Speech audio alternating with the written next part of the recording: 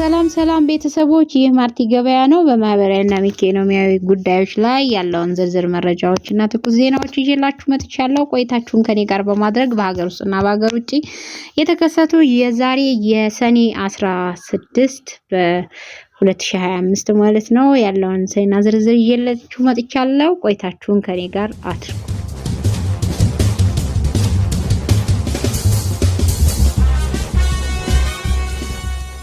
አሜሪካ ኢትዮጵያን ጨምሮ በ36 ሀገራት ላይ የጉዞ እገዳ ለመጣል እያሰበች እንደሆነ በዛሬው ዕለት ተነግሯል።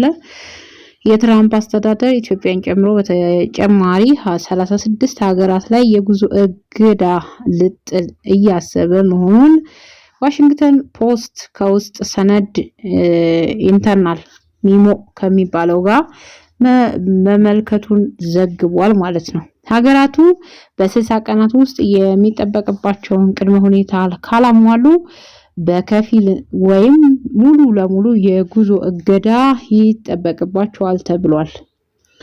የቪዛ እገዳ ሊጣልባቸው ከታቀደባቸው 36 ሀገራት ውስጥ 25ቱ የአፍሪካ ሀገራት ስለመሆናቸው ተዘግቧል።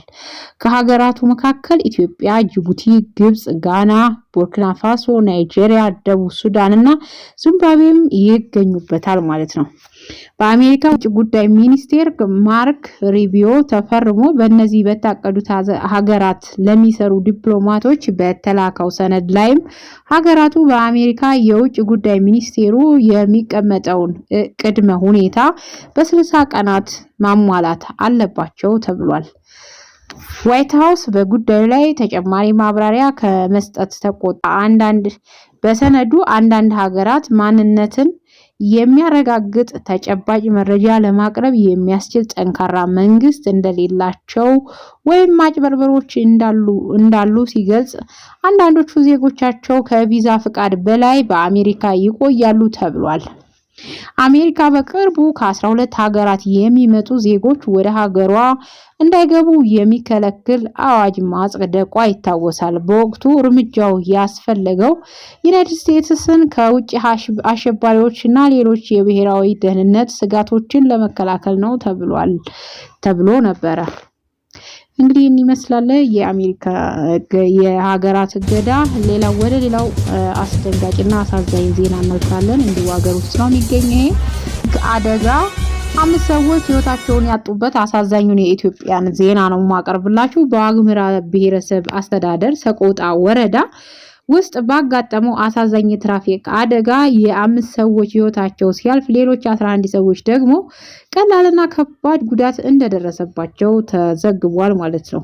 አደጋው የደረሰው ከደሴ ወደ ሰቆጣ አስክሬን ጭኖ ሲጓዝ የነበረ ሰሌዳ ቁጥር አማ 30336 ኮድ 3 ሚኒባስ ነው መኪናው ማለት ነው። ሰኔ 9 ቀን 2017 ዓ.ም አደጋው የደረሰው ከደሴ ወደ ሰቆጣ አስክሬን ጭኖ ሲጓዝ የነበረው ሰሌዳ ቁጥር አማ ታርጋ 30336 ኮድ 3 ሚኒባስ መኪና ሰኔ 9 ቀን 2017 ዓመተ ምህረት በ07 ቀበሌ ዳብል ማርያም ደብር ሳይል አፍራ ጎጥ ሲደርስ በመገልበጡ ነው ተብሏል።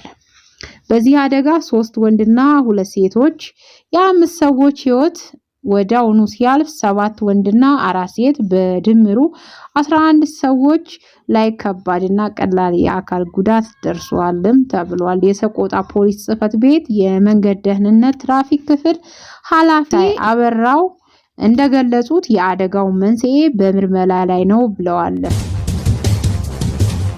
እንግዲህ ደግሞ ዛሬ ሲነጋገርበት ሚዲያው ያረፈደው በጎንደር በትናንትናው ዕለት ወደዛ ያመሩት ባለስልጣኖቻችንን ይመለከታል። በትናንትናው ዕለት ከጎንደር ተነስቶ በጎርጎራ ሪዞርት በማረፍ ላይ የነበረው ሄሊኮፕተርን ይመለከታል። የቴክኒክ ችግር እንዳጋጠመው ተረጋግጦ እስካሁን በችግሩ ምክንያት በሰው ላይ የከፋ ጉዳት አልደረሰም ተብሏል።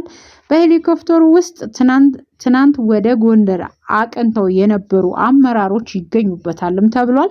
የሄሊኮፕተሩ አንድ ክንፍ ከአንድ ዛፍ ጋር በመጋጨቱ ነው አደጋው የደረሰውም ተብሏል።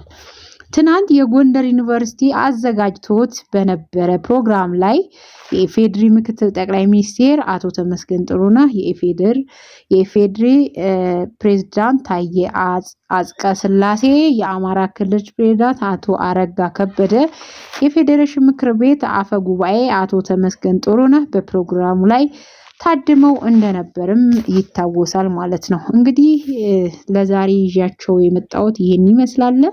ቤተሰቦቼ አንዳንድ ነገሮች ተሳስተው የሚወጡ ነገሮች አሉ። የሄሊኮፕተሩም እንግዲህ ሞተዋል፣ ባለስልጣናቶች አልቀዋል የተባለው ውሸት ነው። የደረሰ አደጋ የለም።